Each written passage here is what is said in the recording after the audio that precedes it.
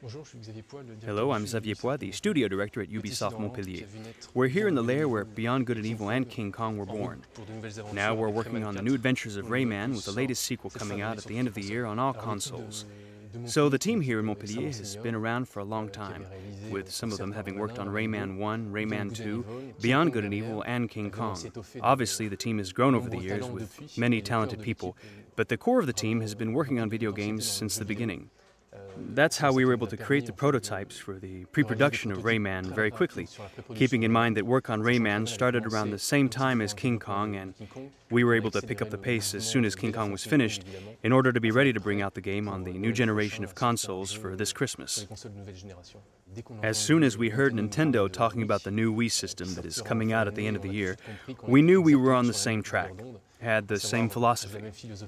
Wii is a console that plans on targeting all generations, from kids to adults, and which is based on a very simple concept: fun. Life in Montpellier changed the day the bunnies arrived.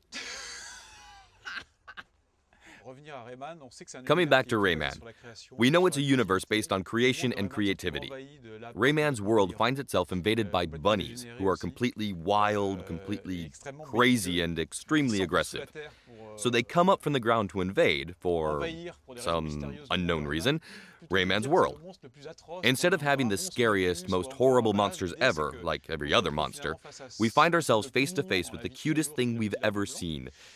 It's the adorable little white bunny with the little hearts, but in reality, he has a much darker side, and if you ask me, this will be one of the most ferocious enemies that Rayman will ever have to overcome in his entire career. So, new enemies, new activities with the dancing aspect, but also to have the capability to climb onto the back of creatures that we summon up. Creatures that fly, that swim underwater, that climb all over the place.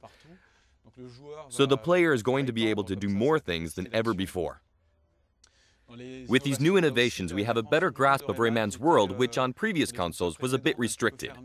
And now we'll be able to explore the same fantastic world, but with much more liberty and with the combination of action and adventure at the same time. One of the novelties of the new Nintendo gamepad is to be able to translate a movement into an action. So when you do this like this, it would become a series of rapid punches like Kung Fu. Yeah! Like that! If the player slams his two fists on the ground like this, he'll destroy the ground. There are a lot of very interesting movements. We can throw a grapnel, whip something around you. So instead of giving the orders with a button, it's the movements that actually allow you to move Rayman and link tons of movements together, like dancing even. It's relatively instinctive because we memorize quite easily a movement. It's more natural than just pressing buttons. Rayman will have to surpass himself and also use different costumes. That's a new aspect for this latest episode, because there are tons of costumes that the player can select from, which will allow him to sneak through certain zones, but which also have various functions. Each costume corresponds to a musical style, so the player can decide to start some hip-hop music, or why not even classical music. Each musical style has a specific impact on the bunny invaders, who, with their big ears, are extremely receptive to the different kinds of music. So the player will have a large choice. It's also a kind of liberty that this Rayman will have, to be able to dress how we want, listen to the music we want, keeping in mind that it will have an impact on the environment, the bunnies, and the enemies in general.